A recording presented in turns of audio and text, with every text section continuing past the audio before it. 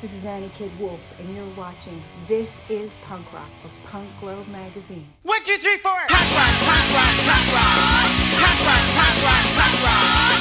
Punk rock, punk rock, punk rock. Punk rock, punk rock, punk rock. It ain't brain surgery. Punk rock, punk rock, punk rock. Punk rock, punk rock, punk rock. Punk rock, punk rock, punk rock. Punk rock, punk rock, punk rock. It ain't brain surgery.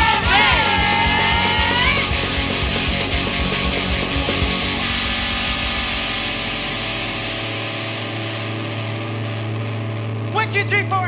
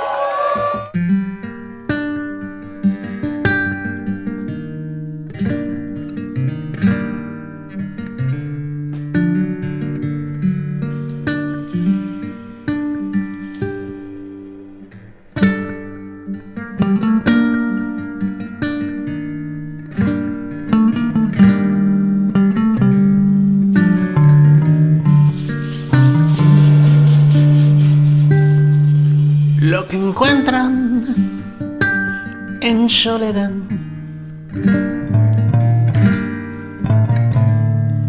cuando tu mente no está sana y feliz. Recuerdos iluminan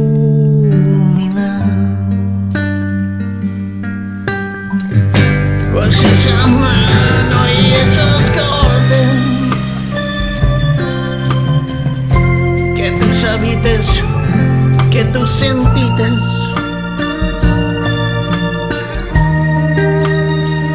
que al final terminaría la vida de esa flor.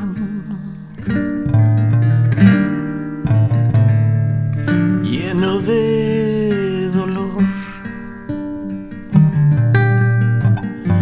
creado por su mano y fragilidad. No se sanado y esos golpes que tus habites y tus sentites, que al final terminarían en esos días de tu vida. Ay, no había, y yo no sabía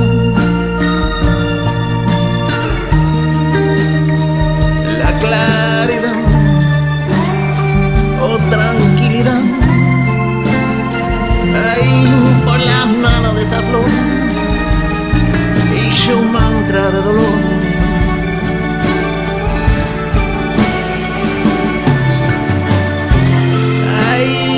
Ahí el mundo de esa flor y su vida de dolor.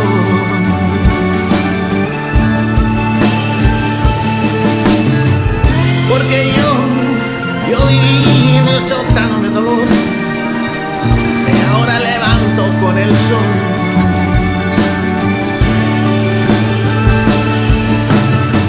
Porque yo viví en el sótano de dolor que ahora levanto con el sol.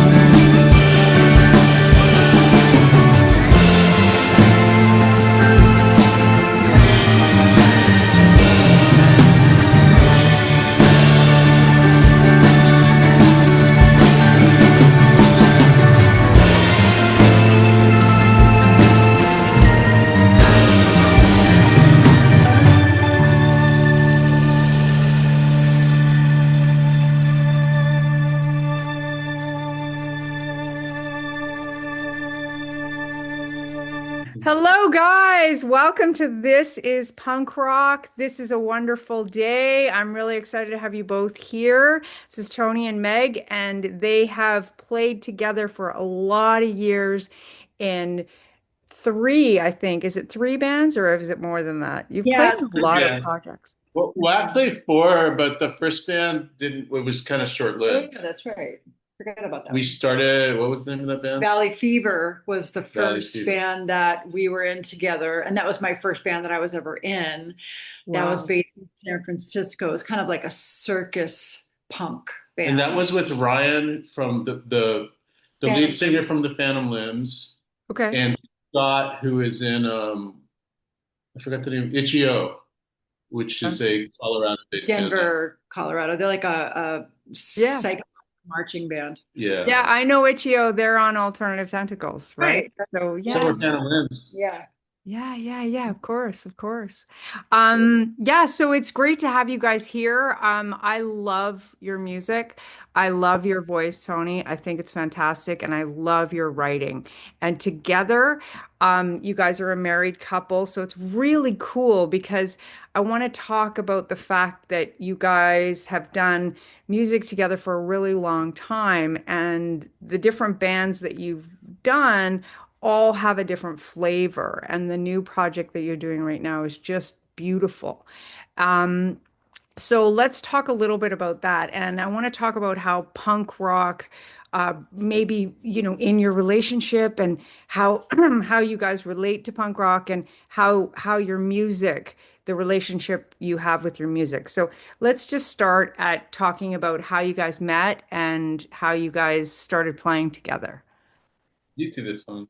Oh, okay. So how we met in San Francisco. I had a warehouse space that was like 4,000 square feet in the Mission District on 16th and Cap, overlooking the BART station.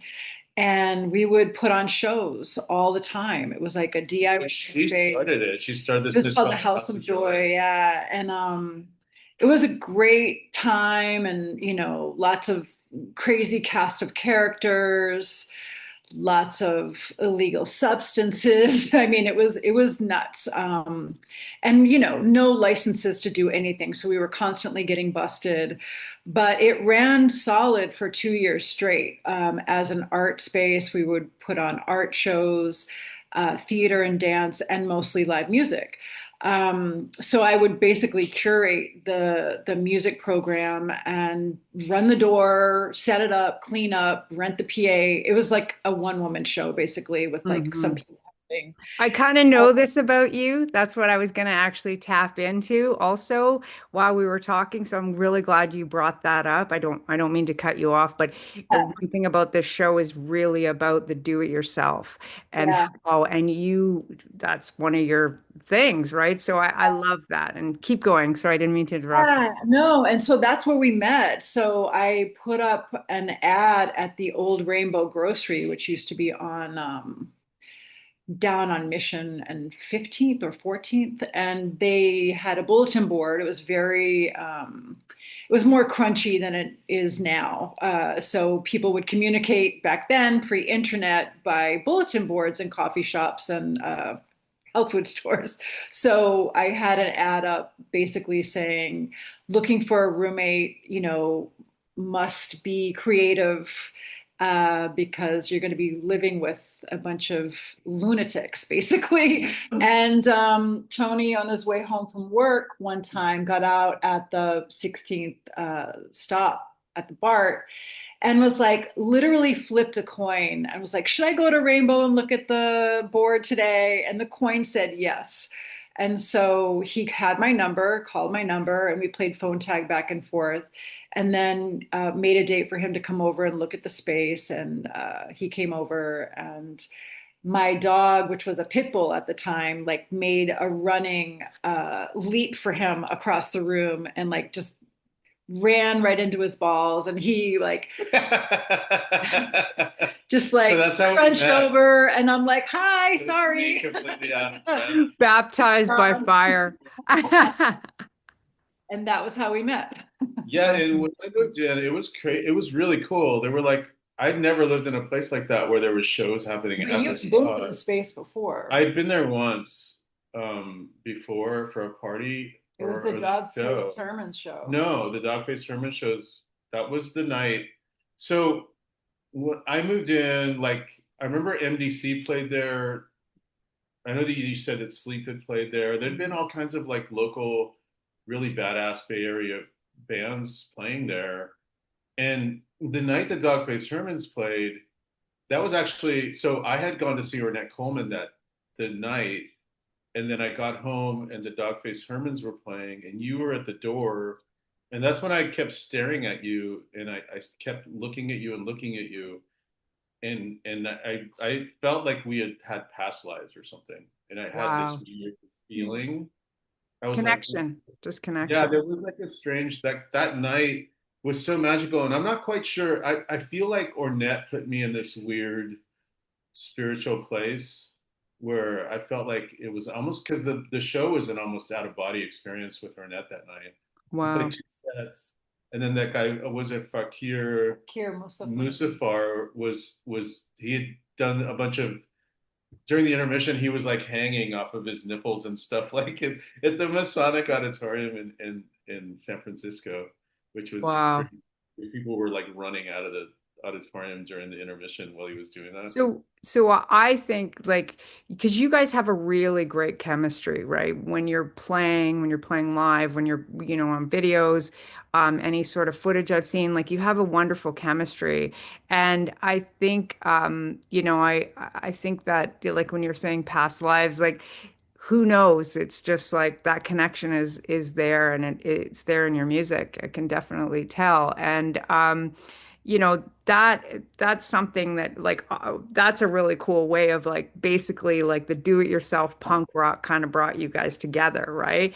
And in a sense. And so when did you start playing music together though?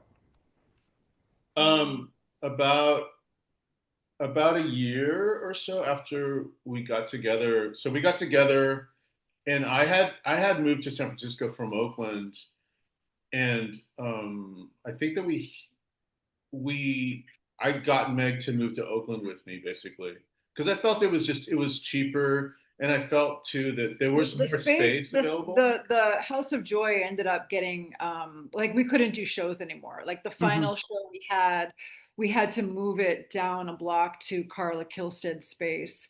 And basically, like the chief of police or the fire chief was on to us. And it was the beginning of the .com. So everybody was Right, complaining Yeah. about live music in right, San Francisco. And so we started getting all these threats from the neighborhood, and we had 2 years of running with no problems, and then all of a sudden we couldn't go on and doing what we had planned to do with that space. right. So we decided that we were going to move out Yeah. and move to Oakland once my lease was up after 3 years. So yeah, we moved to Oakland, and Yeah, so long before the Silicon Valley creeps infiltrated our government in the United States and started Hmm. ruining our country, Yeah. they ruined San that's Francisco right. pretty. And Yes. all They of did a the really good job on you it. probably remember it was like early 90s, or no, mid 90s. It was like 94 or so when we moved, 93, 94 when we moved to Oakland. And at that time, all of the rehearsal spaces in San Francisco were starting to be bought up by .coms. All Yeah. the theater spaces, any sort of creative space was just being like Yeah, they overtaken. even moved onto 11th Street, which had Slim's, the Paradise. What was it? Was the truck on there? I can't remember the one at the very end. But there was like all these really amazing clubs right on one street, and they Yeah. started moving into that street and complaining about the noise. In the It's like South of Market. what did you do moving into this neighborhood? Yeah. Knowing that there's a bunch of clubs here, and they Yeah, just that's crazy. slowly started killing everything. So yeah, we moved over to Oakland, and And then I was looking for members. well, first we have to talk about Valley Fever. Well, we started. I started looking for people to jam with, and I kept trying out different people, and they couldn't get the rhythms that I was doing. I didn't understand that I was doing like sort of like almost like because I grew up with Latin music, with Latino music Hmm. from where I grew up. It was super Chicano, and I didn't know that the meter that I was using was kind of more prominent in Latin music than it was in rock music. Mhm. And it wasn't until like I couldn't find anybody to play. I literally had people get up and just walk out on me, like while I was jamming. And then so like I asked Meg if she would try doing it, and Meg was able to get the rhythms.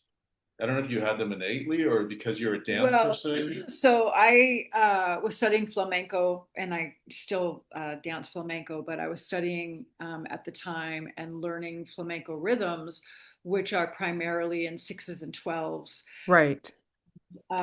What he was writing was in sixes and 12s. So I was like, oh yeah, I know what you're doing. And he didn't even know because he doesn't count, you Yeah, know. okay. So He I was feels able, the music. yeah, I was able to pick it up. And I mean, I have an ear. Like I remember in my, different apartments I would share with friends back in Boston, put on like a Fugazi record and be like, oh, I know that. I can do that, Yeah. and like my roommates going like, what the hell? She doesn't even play bass. How did she just learn that? So I knew that I had the ability to hear music and figure it out pretty quickly. But I had no idea what I was doing as far as finger placement Hmm. or being able to stand up and play the bass. It was just like, I can do that. So he showed me a couple of things. I could do it. And he's like, okay, if you're serious about this, then you need to practice scales. So I did. I'm like, look at me. And then he's like, now stand up and do it. And so that's a whole other thing. But yeah, so basically, I was able to join Valley Fever. And then when we started Totimoshi, that was definitely more complex. Oh, I love that band. That was really good. I heard that band when you were with Jello on tour, and you played that for me, and I was like, "Oh, this is amazing!" Right? And I just, yeah, like you guys are really good. Like I'm a huge fan. Likewise. Yeah. Yeah, so Totimoshi, and that was like the Mm. epitome of DIY because it was pre-internet. We were using Maximum Rock and Roll's Book Your Own Fucking Life as our template to book tours. And so, Yeah, it was because it was before the GPS stuff and before the internet. I mean, the internet was kind of starting. It was but already not the way it happening, is now. but yeah, not the way it is now. And we didn't have computers back then. We had like web TV or some shit like Yeah. that. That's some horrible. And so, like, yeah, that's what we would do. Yeah. So we basically just reached out, we Cold started call people. writing a set, playing local shows, coming down to LA, playing shows through our friends who had bands down here, 400 Blows, we would play with a lot. And then we would go up to Seattle. So we basically going up and down the Western coast Mhm. and then eventually doing full US tours. And our first tour was like a 6 week. We had no idea what the fuck we were doing. Like 6 week tour for your first tour. But we were like, we got to hit it all. Yeah. And some of the clubs weren't even open by the time we got there. Some of the clubs were actual basements or garages. It was just like play with whoever responded to our phone call, or I guess it was email. We did have email back then. But I think a lot of it like just stems from being working class kids, and the working class kids have to figure out how to do shit on their own because they Hmm. can't afford to do you know other they can't afford the other avenues that are potentially available. So Yeah. you just kind of get used to just doing it and just doing it. Like Yeah. um, They can't afford to hire someone to do it. It's just, you just do it, right? I'm the same way. I've always just done it. It's like, just, people always ask me, how did you do this or how did you do that? It's like, well, I researched it. I figured it out. I asked people. I did it, when it's do it yourself, like, it's not like you do everything. Like, obviously, you can't do absolutely everything forever, but you can do as much as you can, and you can figure out how it's done. And in this day and age, it's really great for bands and really bad for bands because there's so many incredible bands out there, and there's also so much crap out there, right? So it's weeding through all of that to find something good. And it's one of the reasons why I wanted to have you guys on the show is because I feel like I love you guys, and I feel that you need more people to see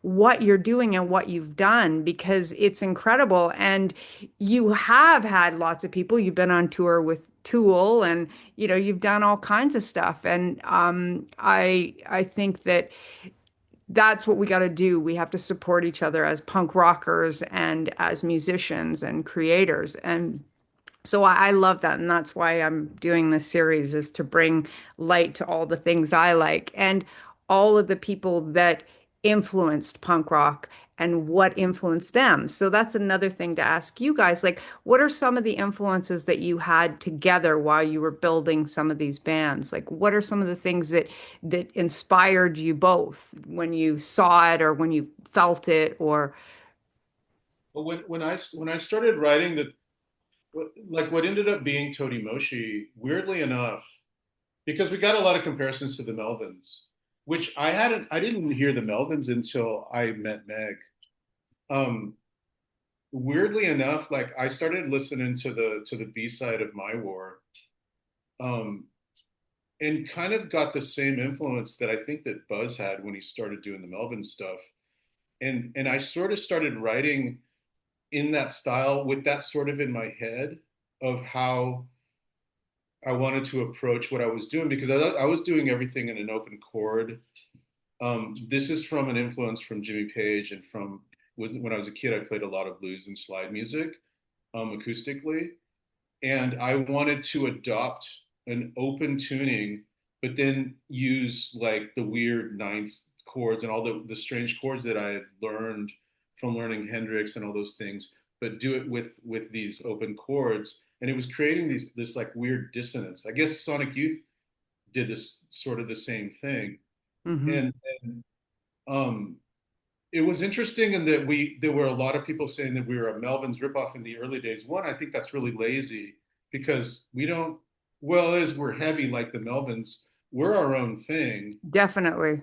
I wouldn't say that at all. I would actually say you guys, it's sure a similar kind of sound and you might be great on tour together, but I don't think that you're a Melvin's ripoff in any sort of way with that band. I just thought it was thick and heavy. And lyrically, I come from a place where my family were literally campesinos. They were farm workers, and I had to work on the farms in California. So I got the real immigrant, even though my dad was born in the United States, Chicano Mexican experience that a lot of people don't have in this country, and that was representative in my lyrics. And I was lyrically writing more political things um, than a lot of the people that were around during the time, unfortunately. Um, so I think that there are some things that I think back now as to why Tony Moshi didn't like get more respect. And one was the thing that people like I'd mentioned that people seen us as some sort of Melvin's ripoff. And then the other one was that I got a lot of flack from people and that saying you shouldn't be so political, which is to me, it was always like you're coming from a place of privilege. You're coming from a place where you're writing lyrics about hobgoblins and fucking Well, getting wasted that's and more of the drinking metal and world. and then just however many girls Yeah. you can get down with or whatever. Um, it's just I never had that privilege growing up. The privilege of being able to not think about politics, to not think about poverty, to not think about the things that I ended up writing about in Torimoshi, and then I carry that over to All Souls. But Hmm. yeah, so And I it's think great. It's great. I think that that's my last album is very political and got a lot of flack. I've got a yeah, lot of flack for some of the songs, like, you But know, isn't that so interesting? It's like we're supposed to be writing about, well, like what we're experiencing, and mhm. the world is imploding. And there's so much crazy shit going on. It's like, how do you not respond to that as an artist? I mean, was Marc Chagall not being political, or was Picasso not being political? They were massively. Mhm. Yes. You think of the great artists of our time. Beethoven was being political. When he wrote the Well, Sixth. oftentimes they're not revered until they're dead. So Well, I maybe mean, that will happen to us. I was so, gonna say, don't die. and funny enough, like back to the Melvins thing, like I always seen us as contemporaries of them. Like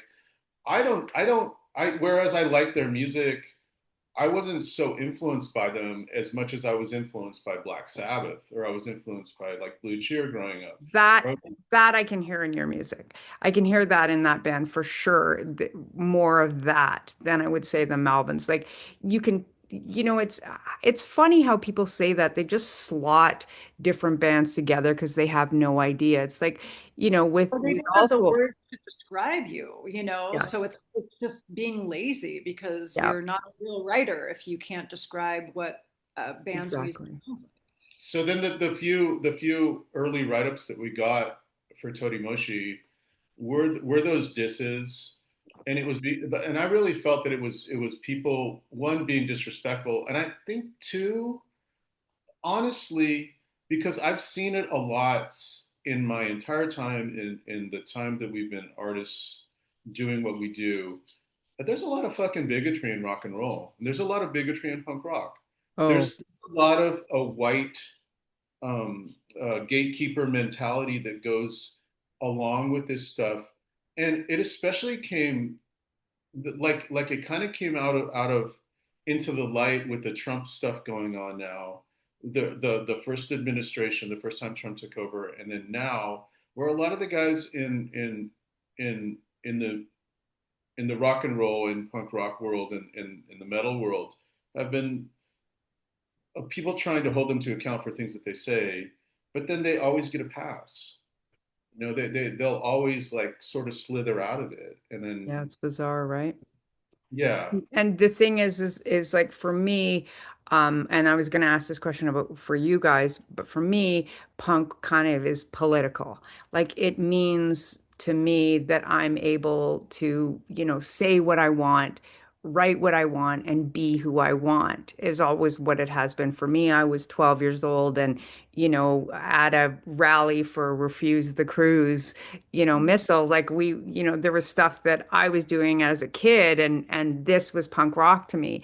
And so for you guys, I think that your music is really punk rock in lots of ways because of the attitude, the do it yourself, the attitude, the political side of it. And I love that about it. I think it's powerful and I think it brings a lot to the table. And I don't I don't think it's funny to say the Melvins and that kind of stuff, but I don't think with that band it really like sure it had a heavy feel, but there was lots of things that were going on that were heavy and interesting, and instead of putting it down, to me I thought, well, this is fantastic. It's just one more, piece of music that I can listen to. And um, uh, that's, I want to get in on the political stuff too, because I know you're very political, and because of not only just because your lyrics, because of how how you present yourself, and I want to know how you feel that punk rock or your music or today, what the politics and punk rock kind of means to you today. Does you know Meg. what I mean? Well, I mean, today that's interesting because I don't follow a lot of newer music in the punk rock genre. I would I say, mean, you, as how it feels like the oh, word punk rock and how you oh, guys okay, okay. perceive it, and how, like, because of the politics. And I feel that it's really important to be political today and to be in your face because of the world imploding. And I kind of see that with you guys, and even with your new creation, the beauty of your new creation is, to me, is like this light that we need in the darkness. Yeah. And Well, I mean, um, the new band is also still political. We're touching on themes like the abuse of farm workers back in the 60s and 70s, which Tony's family was a part of that, where they were basically like giving them tools that were, like this big instead of that big. So they had to swoop over and they were getting deformed and injured because of it, and they were just like asking for clean drinking Well, that water, was and also as punishment we're giving like these short-handed hose. So Tony wrote a song about that called El Cortito. El Cortito. I worked with that when I was 6 years old. El Cortito was a hoe that you work with. You know, at the house we had the hose with the long handles, and mhm. you stand up. Well, when you went to when you went to work on the farms in California, the growers would issue you tools to work in the fields. So they issued the Mexican workers these tiny little hoes, and it was specifically they claimed that it was so that you could get more precise in your work, and um, it granted maybe it brought productivity up by like 2 or 3%, but it also cost people their health. It caused them to break their backs basically, and then it was the Growers Association was sued by the state of California, I think it was a state or it might have been the U.S. government via Cesar Chavez, and then they ended up winning the case and making it illegal, and they still issued it. And when I was a little kid, I was 6 years old. They issued it to me, you know. Yeah. So, but back to the punk rock thing. Well, we can't help, like I said, respond to what's happening around us. And, we're every day signing petitions and going out on the marches and being part of the resistance. And we are also planning to leave the country. So, that being like our final protest, because we feel like our beliefs and our way of life no longer align with what's happening right now. Yeah, And your freedom. yeah, One of the reasons, exactly. I mean, as a woman, as a person of color, my dad came from Cuba during the revolution, and it's like I feel like I have to flee this country because of how things are turning out, and I don't know if they're gonna come back to what it was. And maybe what it was never great anyway. I had the privilege of, passing as a white person, even though I'm half Cuban, but someone who has darker skin has a completely different experience in life and how they're treated. Mhm. So, you know, I don't want to go back, and I feel like this country is, I don't know. It's hard to say what's going to happen because there is a big resistance and we are part of that. But I also feel like I don't want my tax dollars going to bombing children in Gaza. It's yeah, like I'm so completely against everything that's going on. I feel like my final protest is just to remove myself and get the fuck out of here. I think a lot of the struggle in the United States, and this comes back to punk rock, the term punk rock. Mhm. Um, I think a lot of the struggle in the United States it revolves around ownership, and ownership meaning who built this country, who built society, who built our civilization. I think that the United States schools forever teach white supremacy. One of the reasons that I sing in Spanish in Alma Sangre is sort of a fuck you. It's a big fuck you because when I grew up, we there was a big movement to not speak Spanish, no Spanish, English only, English only, English only. When I was growing up in California, that was a big thing. That was a big political push that was coming from the right, and they infiltrated our schools. I learned about all these things about European culture long before I learned about my own culture, and my own culture is indigenous to this continent. Like my culture like my I go back 30,000 years, my bloodline on this continent. So when I think of the term punk rock, sometimes it it makes in the very early days I thought it was one of those marketing attempts at ownership, and that there's a constant struggle in this country for ownership, and that a lot of the music in this country, a lot of the beats and the rhythms and the feel of it are indigenous, Mhm. and they are also um, African. African. I was going to say that. A Yeah, and lot of. it was that grouping that came together with electric music. I mean, at first it was acoustic instruments because it was like trumpets and trombones and accordions and Drums. whatever else, and drums, of course. But that creation um, via marketing, and because this was a Jim Crow country forever, the marketing of at the very beginning of rock and roll turned into genres and subgenres and subgenres and subgenres, and those were specifically to recreate ownership of types and forms of music. Mhm. Well, also to sell. To sell, of Yeah. course, it was marketing because it was marketing towards a white Money. populace because the people with the money were obviously the people that got to enjoy the accoutrements of Jim Crow, the Jim Crow system in the United States. So I always associated punk with those genres. I it wasn't weird for me in the weird little town that I grew up in to go to a party and they'd be playing something like, I don't know, like Hank Williams, and then right after Hank Williams, somebody would play the Buttle Surfers, and then somebody would play Jimi Hendrix album, and then somebody would come up and then play a Mentors album, weirdly enough, and then you Black Flag or something like that.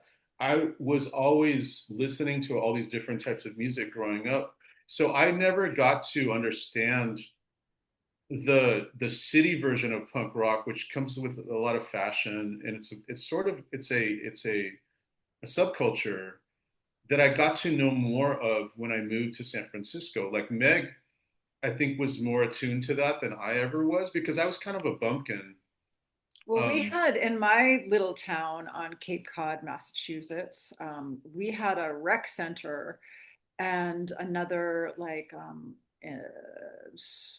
Hui Woods Hole center where we would have bands from Boston come down. So we were having like bands like The Freeze and Boys Life, and so I was seeing bands like that when I was probably 14 years old, freshman in high school. So that was my first live experience. And I mean, like, it was just so cool, like, and also back in those days, you had new wave punk rock, B-52s, Cars, Blondie, all of that's on the radio and like super accessible. But when you buy the albums and you start looking at the covers and reading the lyrics, you just the Clash. I got to see the Clash at a pretty young age too. It's like your mind starts expanding because they're talking about political stuff. It's like all of a sudden you're learning about stuff that's going on in England. And I was a big U2 fan at the time when they first came out, and learning about like what was happening in Ireland at that time in the 80s. Right. So yeah, my experience was a little different because I think we were so influenced by the English punks and the stuff that was coming out of Boston. And then I moved to Boston and went to college there and was like pretty much entrenched in the punk scene, which also sort of veered into like the goth scene because I was in an art school. We had all ages clubs within like a block of my dorm, the Ratskeller, so I got to see a lot of bands coming up from DC and local bands from Boston. So yeah, I think that for me, it was just like this sort of period of rebellion where I really, as this like clean looking cheerleader from, the small town, like I felt like, oh, I'm gonna shave my head and I don't give a fuck, you know what I mean? And I'm gonna dress how I want. I'm gonna look like a boy. I don't fucking care. You know what I mean? And just like have Yeah. this attitude as this like 5'2", 110-pound chick. You know what I mean? Like all of a sudden this little badass, and I'm thinking like my shit don't stink. You know what I mean? Like I was tough, but tiny, Yeah. Well, but full of attitude. yeah, and see, that's the thing I like about the creations that you guys have done because all three projects, I don't know about the beginning one, but all three projects are, I don't want to say like a full circle, but it's like this heaviness of your first project. The All Souls is like, it has so many, it's very diverse. I was just listening to your music the other day. I listened to it actually quite a bit through my headphones when I'm driving. And I love it. I love how diverse it is and how accessible it is, but also political and just so many different awesome elements to that band. And then what you did with the new project is so beautiful. Like, the flamenco dancing. Like, could you tell us a little bit of how you went from All Souls to this new incredible project and what you have, what you're going to do with it and where you're going to go? I'd love to know more about that. when I met Meg, Meg was already doing dance stuff at the space at the House of Joy, and she was having performances where like a band would play and then there would be dance stuff, or she would have dance specific shows. I think that what really gave me the idea for what we're doing with Alma Sangre is I did a performance with that band Idiot Flesh back in San Francisco, and they were super prog rock, very DIY. They're now in a band called Sleepy Time Gorilla Museum. But back then, they would have butoh performers, aerial performers. It was all part of the production. And I did some sort of flamenco slash butoh, which I was also studying at the time, in part of their performance. And I'm like, Tony, we got to do something where you sing in Spanish and I dance flamenco. And this was like, It was I a long don't time know, ago. it was like in the Wow. late 90s, and it took us this Well, long to it finally took me do. a long time to figure out how to do it, and Well, you then sang one song in Spanish and on a Todimoshi record. I sent you. Yeah, it was a long time ago, and then it was really like I think that it was at one point. Um, I think I had listened to. I got really into Sabicas. I wasn't. I never wanted to be a flamenco player. I never wanted to be a traditional anything. I always just Yeah. wanted to do my own thing. And I Yeah. heard Sabicas, and I heard something in that, and I was like, well, I could do. I think that I can try to do something sort of like that. But then I heard what really did it is I heard Chavela Vargas, and she blew me away so much that, and she's a traditional singer in that she sings a lot of the songs of other writers, but the way that she performs them is so unique. Hmm. And the fact that she was a lesbian who was out and who was singing ranchero music in the 60s and 70s when there was all this machismo in Mexico makes it even more, it made it even more amazing to me. And then I was like, I started writing some stuff. I wrote one song called La Bruja de mi vida, which was written from my dad's perspective towards my mother. um, and I started realizing that when I sang in Spanish, a lot of the memories that I had were in Spanish, of my Wow. youth.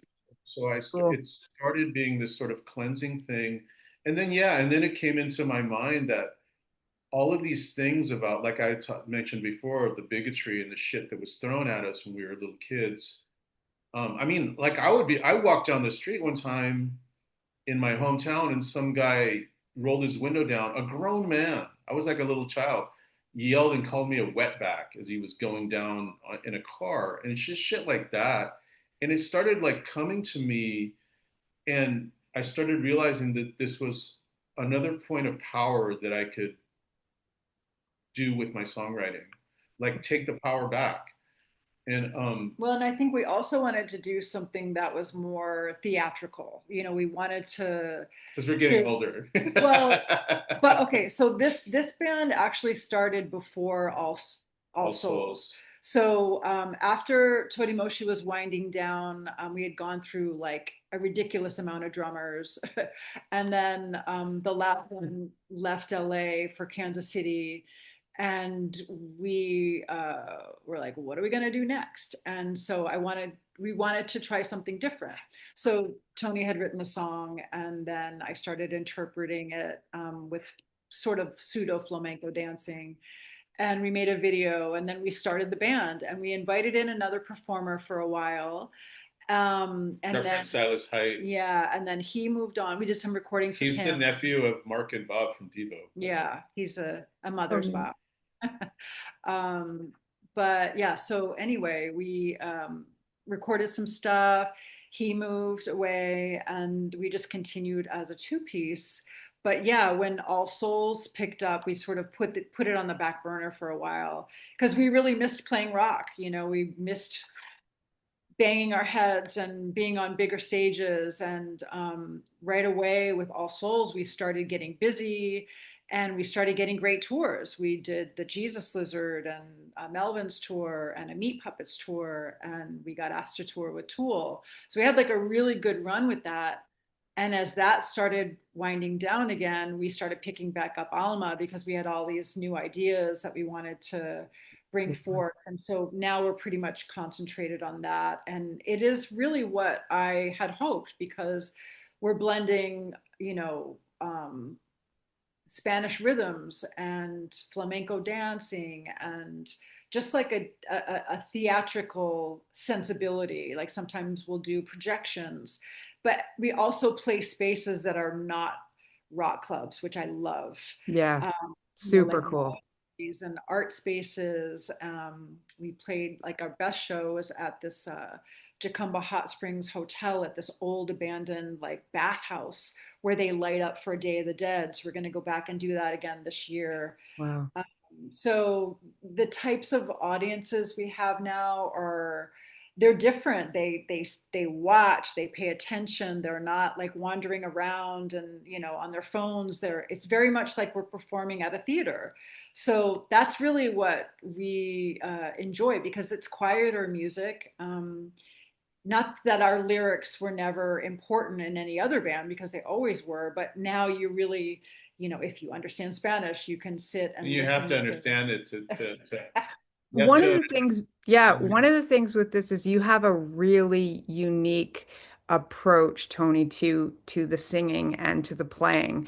And that's one of the reasons why I think, wow, this is so cool because it's not at all. I mean, it's you tap on the tradition, the old traditional stuff, and the beautiful dancing but it's not you have you in there, right? So I love it because it's now. It's like you're taking all of that old stuff and all of that experience and all of those things that are in your blood and you're bringing it to with through all your rock and roll and coming back to this. And I was pretty blown away when I first heard it because I thought, wow, this is such a beautiful approach, and you're able to bring in your culture and change it up, you know? which back to the what I was talking about with the punk rock term, and that eventually what it meant to me is the reclamation of ownership, and it's the continuous redefinition because of different backgrounds that you have from growing up with. There's so many different perspectives that come together in this country. That's what made this country magical Mhm. in my eyes. And granted, there's a lot of bigotry and there's a horrible history in this country that that isn't even taught in schools here. And it unfortunately causes this sort of nationalistic kind of movement and underbelly that is now at the forefront and running our country.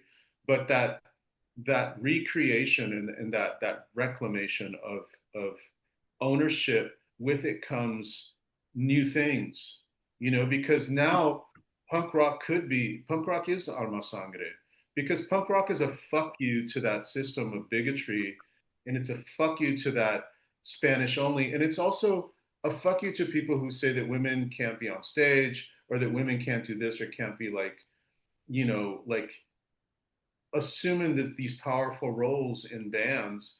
The weirdest questions that we got in the early days that I got was, "What's it like being in a band with a woman?" Which is fucking strange, Or right? showing up to a club and just there assume that I'm the merch girl, you Yeah. know. I'm Oh, sure I you. know. I know. I went through it and being blonde and having big boobs and you want to wear something kind of like sexy on stage, automatically it's like, "Oh, bimbo," or whatever the case, and yeah, I know being a woman how hard you have to fight to just be heard properly. It's like we have to work so far just to get up to zero. So I understand that with, all the different things that you guys deal with in like what you were talking about with your childhood and your history and everything, like holy crap, like on top of it all, right? Like and utilizing all of that angst and pain and different things and putting it into your music is you've turned something, all these different elements into a lot of beauty. And I want to know what you have in store for this band. Like, what's your next moves with it? And did you just put out an album or are you putting out a new album? Like, tell us a little bit about that. Yeah, we just released the final song off of our Dame Dolor EP, which you can find on Bandcamp on our Alma Sangre Bandcamp page. And it's streaming everywhere also. Okay. So we've made videos for each song, which I'm starting to get into video making, loving my Video Leap app on my phone. Like everything is done on my phone. It's insane. But so yeah, we're busy making the final video for the last song that was just released called Con el Sol. And we're writing new material. You have 6 songs at a time. Yeah, I which is have fun. like 6 songs worth of ideas right now, so I want to finish Fantastic. those. And then like I get them to a certain point, and then me and Meg work together to bring them all to finish them. And are Um, you going to do any touring soon with this project? We'd love to. It's been a little difficult post-pandemic because a lot of the contacts that I've had are no longer there. A lot Mhm. of people just got out of the business. Some of the places that we would play at regularly are no longer there. So it's been this process of rebuilding connections. And Mhm. honestly, there's not a lot of people doing what we're doing. Exactly. So, So it's a completely different place to yeah. play. Yeah, but we might have a local show coming up here in Boyle Heights. We're just waiting to confirm on that this month. And then, like I mentioned, the Jacumba Hot Springs show that's just an hour outside of San Diego on the border of Mexico.